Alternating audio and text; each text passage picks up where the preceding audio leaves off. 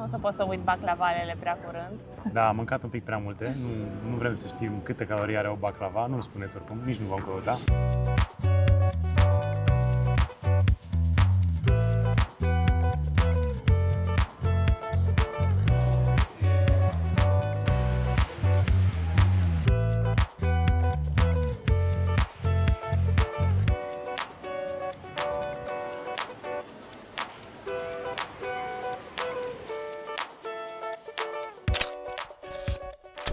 Bună dimineața și bine ați venit într-o nouă aventură! Suntem Andreea și Rareș și astăzi plecăm într-o nouă aventură, într-o vacanță la mare. Haideți cu noi!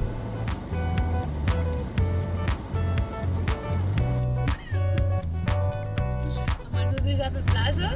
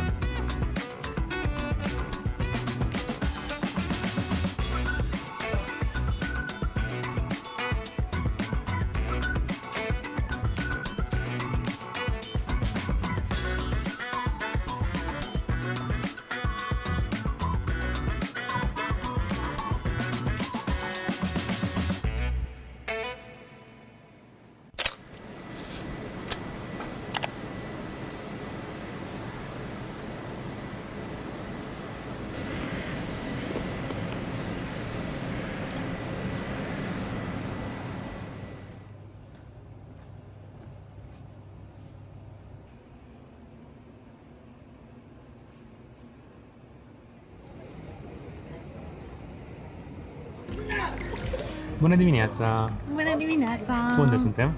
În Antalya, Turcia. Și cum am ajuns aici? Păi, am venit cu o firmă de turism pe nume Corendon. Cred că operează și în țară, în unele orașe. Cred că am văzut avioane și în Timișoara. Am găsit o ofertă bună cu avion, hotel și transfer inclus și am bucurit o săptămână aici cu zbor din Düsseldorf. Deci a trebuit să conducem din Rotterdam până în Düsseldorf, cam 3 ore, cred. A fost 2-3 ore, cam așa. Da. Te-ai fi gândit că poate hai că plecăm din Rotterdam sau că plecăm din Amsterdam, dar am zis că vrem din Düsseldorf pentru că ne-au plăcut mai mult zborurile, pentru că plecai din cumva la prânz.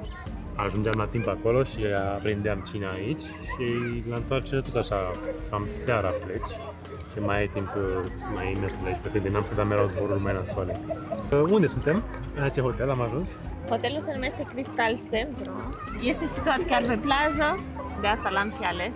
Ne-am trezit astăzi la 7 dimineața, am luat micul dejun, am mâncat foarte bine și acum ne delectăm în piscină.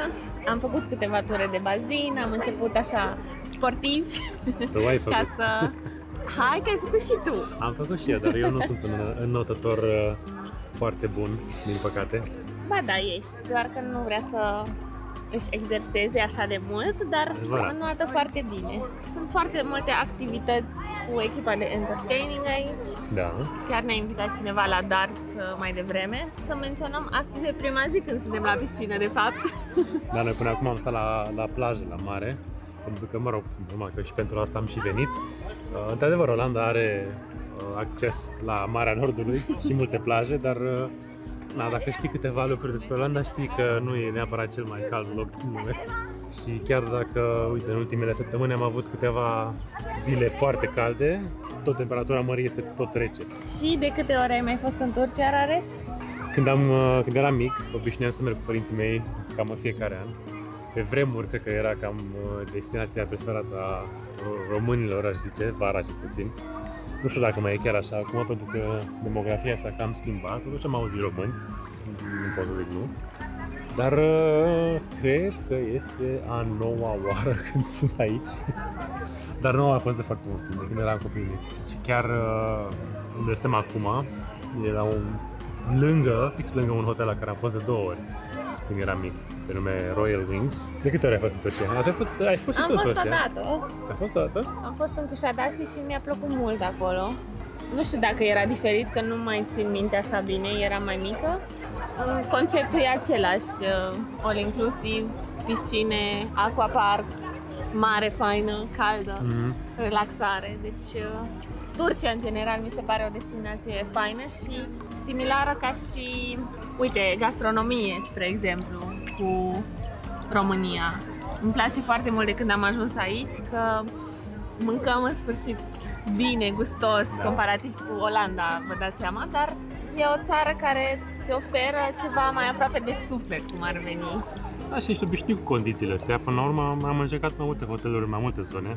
Și, mă rog, normal că și prin Europa, în Grecia, am încercat și în Spania, în Ibiza am fost, dar nu sunt aceleași servicii. Ok, poate că... Aș fi zis că poate zonele sunt mai interesante, dar până la urmă și Turcia, dacă vrei să ieși în afară, sunt munții Taurus, fix aici, spate care sunt frumoși, sunt este un peisaj, zici că nu e real. Da. Deci chiar nu pot să zic nimic de rău de Turcia momentan. Ok, de hotel avem și câteva lucruri negative, normal, ca și oricare alt hotel, nu există un hotel perfect. Nu există decât dacă dai, destinația perfectă. Da, ok, dacă dai 10.000 de euro, poate există, dar acei 10.000 de euro sunt un punct negativ în sine, nu? Pur și simplu, au niște servicii pe care, părerea mea, că și le-au menținut de când eram mic. Într-adevăr, nu mai sunt cum erau atunci, nu mai sunt la același nivel, dar în același timp aș trecut foarte mult timp, poate nu mai mi-aduc aminte bine. În ce sens nu mai sunt la același nivel? Nu știu, parcă cumva au rămas așa old school. Mâncarea, serviciul sau... Și mâncarea și serviciul pare un pic mai aglomerat, dar e bună, dar uite, de exemplu, o varietate nu există, știi? Nu au tematici, cred că asta voiai să spui, nu au în fiecare seară o tematică. Eu asta mi-aduc aminte, de în același timp nici n-am ajuns la un hotel la care să fi fost înainte, nu este o comparație bună.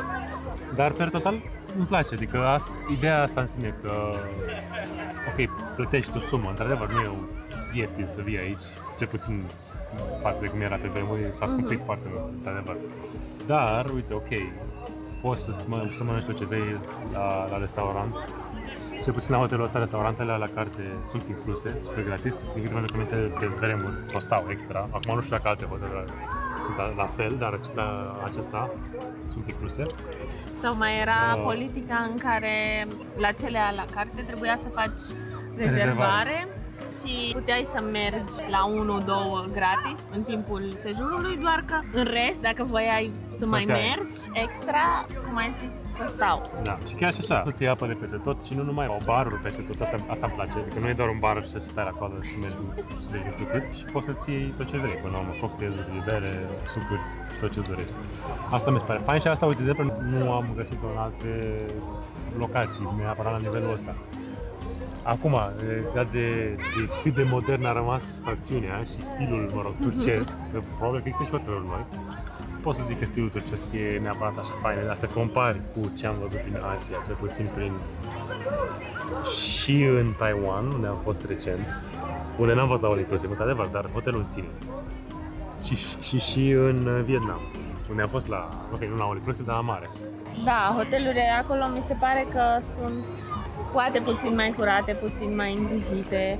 Și dacă vorbim de prețuri, în Asia, normal, este puțin mai ieftin acum și comparăm și în calitate-preț. Aici, spre exemplu, am plătit 3.000 de euro 7 zile cu zbor inclus. Asta vine undeva la 400 de euro pe noapte, am dat aici. Cu tot cu zbor. Păi da, cu totul inclus. Noi am mai fost și în Hoi An, în Vietnam, la tot un resort de 5 stele. Și ca și preț, acolo am dat undeva la 70 de euro pe noapte. Dar nu poți să-l compari neapărat pentru că acolo mesele nu erau incluse, doar micul dejun, nu era inclus zborul, dar era totuși un pic mai ieftin și mi s-a părut un pic mai bun. Ne-a plăcut un pic mai mult acolo, dar cum am zis, nu vrem să facem neapărat o comparație pentru că există hoteluri și hoteluri. Nu pot toate să fie la fel și nu prea e comparabil. Și vrei să zici și de demografie? Și demografia asta am văzut un lucru pe care o să zic și aici când terminăm, că stăm în piscină. Cât eram mic, mi-aduc aminte că erau mulți români și erau mulți olandezi, nemți, britanici, sunt foarte, foarte mulți ruși, adică cred că cel puțin la acest hotel, minim jumătate sunt ruși și un sfert, să zicem, chiar mai mult, o treime, mă rog, sunt turci. Pe vremuri nu era niciun turc. Asta sigur, ok, mai dădeai de ruși, dar de turci nu dădeai deloc. Cât eram mic aici și asta mi se pare interesant. Și alții din emisfera asta rusofilă, nu știu cum să zic, sunt kazaci, mongoli, kazaci, cârgâzi, cum să le mai zicem. Mereu am asociat palmierii cu vacanța. Palmierii cu vacanța, zici? Da.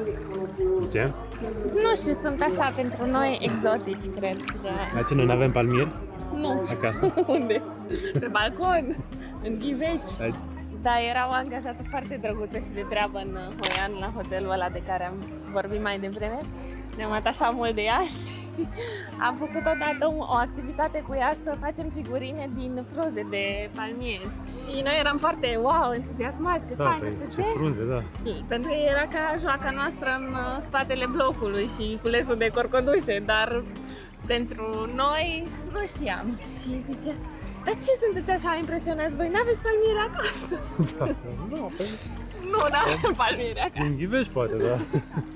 Și era foarte mirată că nu înțeleg de acum nu avem palmiere. Da.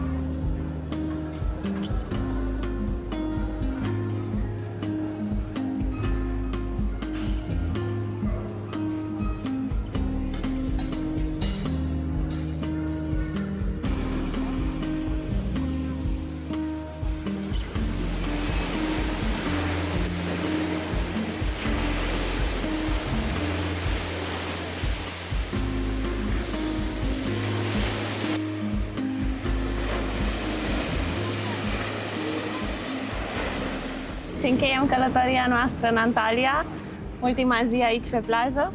După o săptămână petrecută la hotelul Crystal Centro, astăzi e vineri, mâine e sâmbătă, avem zbor înapoi spre Düsseldorf.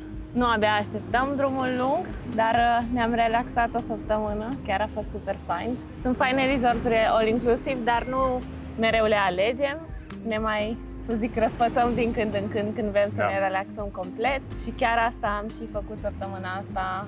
Noi preferăm vacanțe așa un pic mai semi-active, hai să ne facem active, dar ne place să vedem mereu locuri noi, dar, cum a zis și Andreea, din când în când parcă e așa fain să stai, să nu faci nimic și să mănânci mult. Și am mâncat mult. Da. Nu vrem să știm câte kilograme am pus în plus pe noi, dar cum a fost mâncarea? Foarte bună. Asta e tentația în Turcia. Chiar ne doream o mâncare ca acasă, aș zice. Da. Seamănă foarte mult. Nu o să pot să uit baclavalele prea curând. Da, am mâncat un pic prea multe.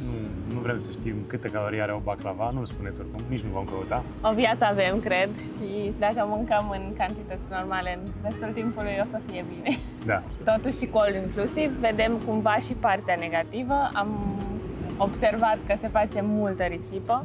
Poate e fain pentru noi ca și guest, dar nu și pentru planetă și tot ce se întâmplă în lume, aș zice. Și poate de aia și nu sunt atât de multe variante all-inclusiv în lume. Noi am căutat inițial Spania, Franța, dar sunt mult mai rare și dacă sunt mult mai scumpe comparativ cu Turcia. Turcia îți oferă cam tot ce ai nevoie și chiar te simți confortabil. Și ce altceva? Ai mai văzut interesant pe aici? Highlight-ul călătoriei, aș zice. Ne plimbam ieri pe plajă, era seară, apusese soarele întuneric, beznă și vedem o mișcare pe plajă. Am văzut o testoasă care ieșise din mare, o femelă, să-și depună ouăle pe plajă. Da. Și am asistat la, cred că jumătate de oră din proces. De mai nimic.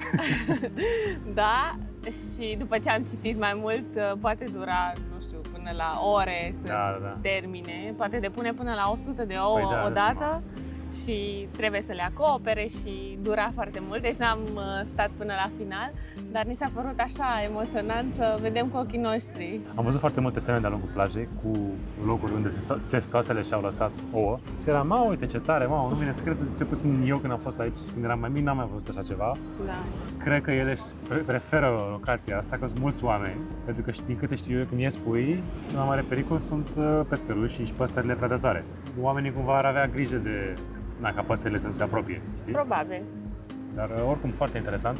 Din câte a căutat Andreea pe net, cam la final de mai spre început de iulie, cam atunci, din câte am înțeles, nu?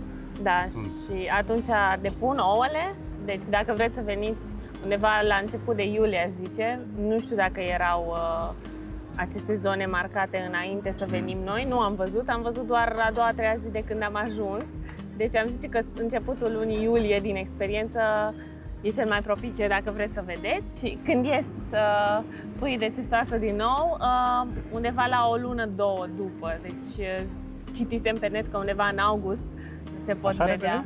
Da, am citit și așa ziceau, în august, în Turcia, în Antalya, această specie, am uitat numele, dar o să punem undeva acolo. Asta înseamnă că trebuie să mai facem o rezervare pentru luna august? Da, te rog. Nu sună rău. Nu sună rău, la final de vară. Așa ca niște remarci finale, cel puțin ce mi-aduc eu aminte de când eram mic și mergeam la hoteluri aici, erau mult mai faine. Erau atunci noi și în vogă, probabil. Sunt multe lucruri care parcă lipsesc sau nu sunt în conformitate cu numărul de stele pe care ei zic că l-au, adică 5 stele.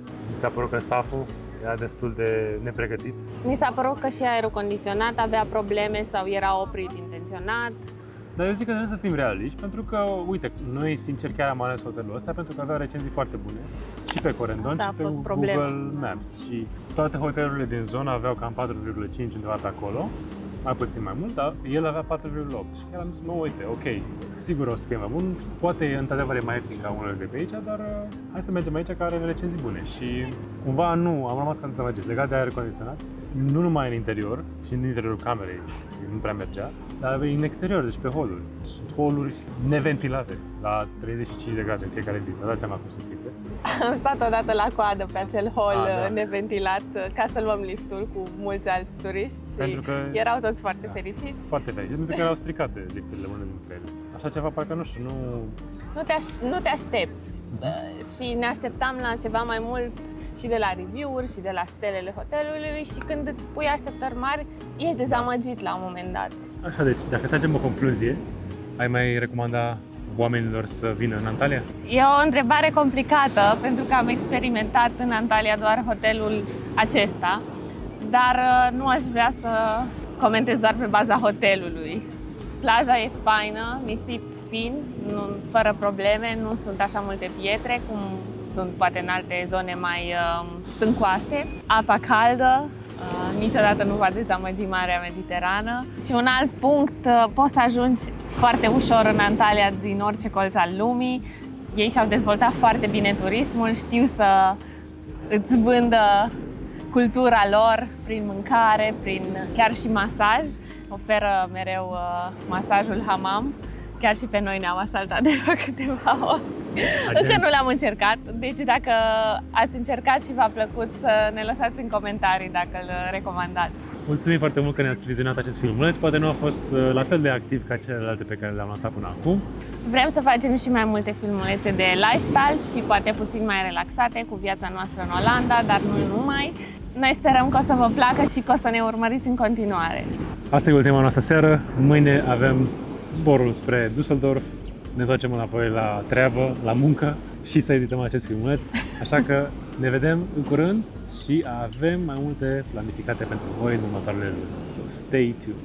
Mulțumim! Pa, pa! Bye bye! Pa, pa! Bye!